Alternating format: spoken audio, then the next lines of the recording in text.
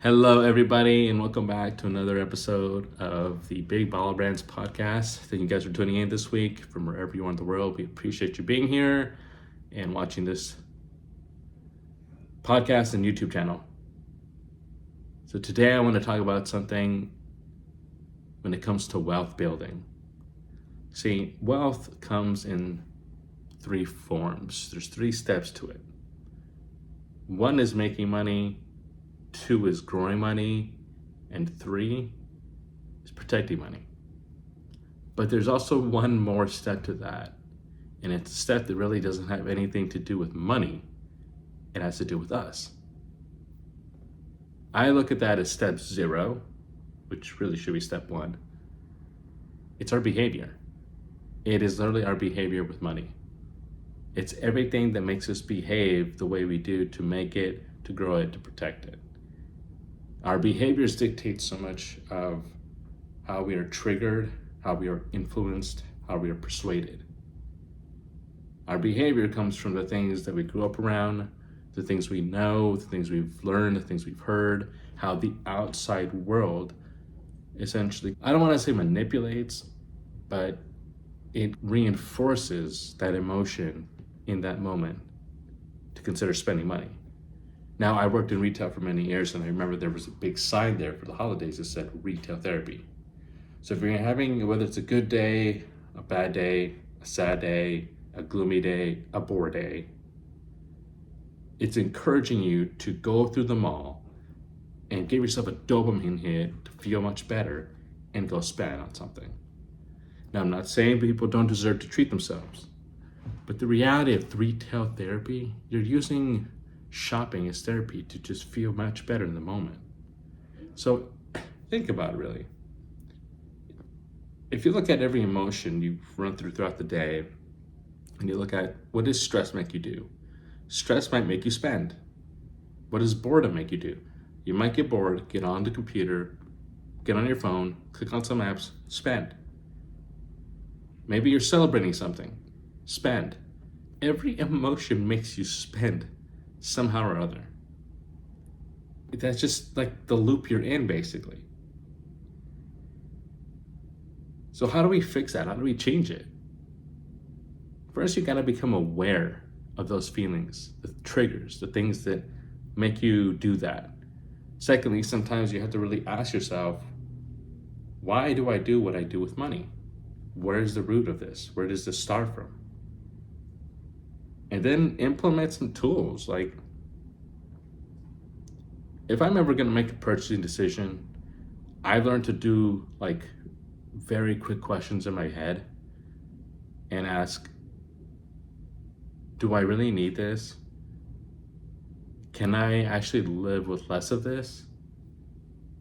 And can I find it cheaper somewhere? I'll give you an example. I went to Whole Foods a couple months ago, and I was looking at protein powder contained on the shelf, $45. I looked online on Amazon, $28. Now, granted, different economics because one is retail space and one is online. But again, using the questions, the framework of the questions was like, okay, can I find it cheaper? Let me check that out. Do I need it? Yeah, I go to the gym, so it's good for me. Can I live with less of it? I don't use it all the time. Yeah, I do use it. So instantly for me was checking out the box of I can find it cheaper. But I'm also providing a job to someone else by basically them having to deliver it to my place and I get the product. But the point of it is you have to ask yourself the questions sometimes. You have to gain control of our spending, of our behavior, and understand what is driving that all the time. Because just like with retail therapy, I was like, hold it. People are being encouraged to go around shopping. And I remember the malls, people were not always happy. It's like it was feeling of an obligation to do something of I have to buy this right now because it's gonna feel good, or because something's on sale. That's the other thing that gets people is urgency, scarcity. It's on sale. It makes people just want to buy right there in the moment. And the other aspect to this too is that We hate losing money more than we like making it. Have you ever noticed that? If you basically have subscriptions that you should cancel and you haven't done that yet, and you keep putting it off every month, and you're like, why am I still spending $50, $20 on this? That's more of like a angry kind of feeling, the fact that you're losing money on something you're not using versus making more of it.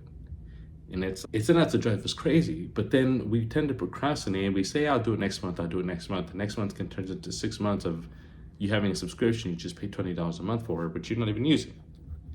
So it's to do with our behaviors. Subscriptions, one example. Bad purchases is another example. Maybe sometimes we make some bad investments.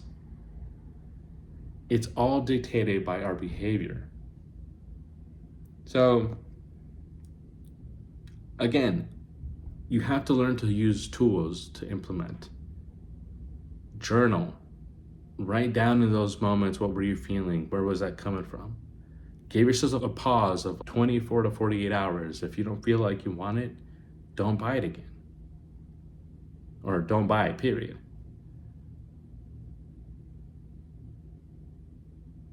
And the other thing too was, I think we treat money differently depending on where it came from. And what do I mean by that? Here's an example. When people get a bonus, if you get a bonus, what are you more likely to do with it? Are you more likely to spend it? Versus a paycheck, it's for the bills, for the living, right? So it's more serious. So when we get actual money coming into us, depending where it's coming from, it might play a different role for us as to, hey, I can actually do this versus this with it. It's a different way of looking at it, of framing what the category falls into. So again, everything to do with all this comes down to so much of behavior. Behavior is something that's not easy to look at, mainly because it's a reflection of us. It's like people are afraid to look at their bank account because maybe your behavior this weekend was going out and having a good time, and then come Monday you got to look at your bank account, you don't want to, and you're like, I spent how much?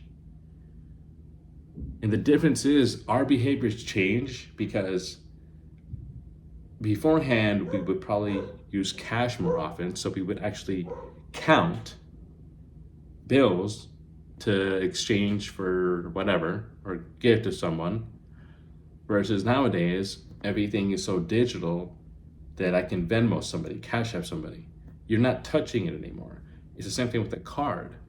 Nowadays, instead of counting dollars, you just have a card with X amount of limit on it, or your debit card, and you're just swiping.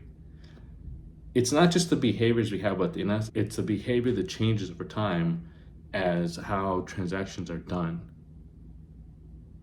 It shifts, and therefore our behavior with it shifts as well. Our perspective on it shifts as well.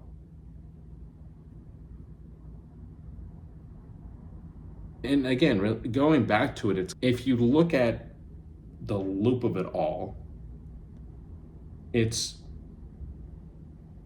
if you want to connect this, you have the emotion, you have the decision, then you have the relief, then you have the regret, and then you probably repeat that whole thing all over again. This is where most people tend to go to. How many times has anybody made a decision for relief?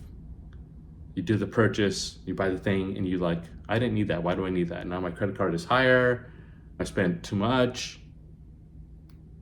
And then in that moment, you're like, I'm going to make a change, but it doesn't last, it doesn't stick, because the pain is temporary. So now what you're doing, you're repeating the same thing again next time. And it's not just money. We do this with so many things. But the point of it is, that thing that also drives us to do these things is because the world is built to trigger our behaviors, which means we get ads, there's more apps out there, there's more urgency coming at us. It's an ease of buying. That machine is always on, and it's always trying to use our behaviors if we don't know how our behaviors work. If we don't take charge and become aware and understand our very behaviors that are driving these things.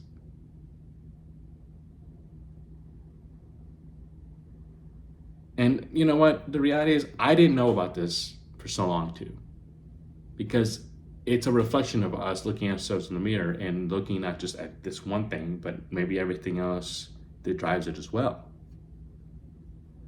So really ask yourself those questions, right? Get to the root cause of it. Understand your drivers behind it. Understand your behavior economics, because the world is never going to stop running this way. And the world is always trying to find new ways to grab our attention. But we have to be the ones to break the pattern and notice, okay, I did this way for a while when it came to money. And when I was sad, I would do this. When I was upset, I would do that. When I was happy, I would do this. How do you start to shift it now? The first part is always awareness. Then taking note of that, writing it down, journaling it, voice note, whatever. And then you have to start replacing it. So now when you know you have that awareness and you're here at this point, okay, now I'm going to change it. And before I did this, now I'm not going to do that. I'm going to switch it with something different. Or before I was like, I'm going to go grab and buy that thing right away. Now I'm going to stop doing that, put a timer on, wait a day, and if I don't think about it, I'm not going to buy it. That's when you have to break the pattern. You have to start changing the behavior you have from one thing to another. And that changes the whole game, changes everything. So I think the idea when it comes to money is that we do have a relationship with it, but we also have our relationship with ourselves, and we have to always be very sharp when it comes to our behavior with it. I don't know why behavior isn't part of wealth when it comes to 3 steps, but I created that for my own. I was like, hold on. It's like building a home. First you have to look at the land, get the lot, the property, the acre, and then from there you build up on it. That's step 0, and then everything else follows. But most times we don't learn these things. We focus on strategy, on making the money, growing the money, protecting the money, keeping it safe. But if our behavior is off, then it throws everything out the door so easily. If we can't control our behavior when it comes to impulse spending and asking ourselves better questions, it's like any relationship. Your behavior dictates it. So just always pay attention to your behavior when it comes to money in all aspects of it. Because that is you. And that's how you grow wealth, through discipline, through better habits, through better behavior, through better perspective, mindset, psychology, whatever you want to call it for yourself.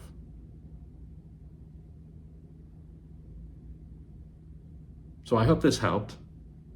And maybe it brought awareness to you about something. Maybe you've thought about it before. Maybe you've done some of these things, and there's no shame in it. Don't feel guilty. Don't feel bad. Don't judge yourself. Everyone's done it.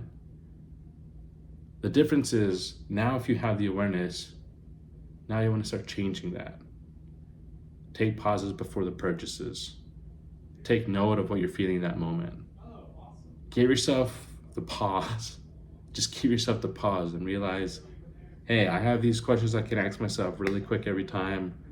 And instead of spending X amount on this thing that I don't need anymore, I spend on something that's better for me. Or I actually saved myself $1,500 over the past year by not spending on this thing that I used to spend on. Hope this was useful for you guys. Hope you got something out of it. And as always, thank you guys for tuning in on my channel. Hit the like button below, leave a comment, or subscribe. Until next time, I'll catch you guys later. Have a good week.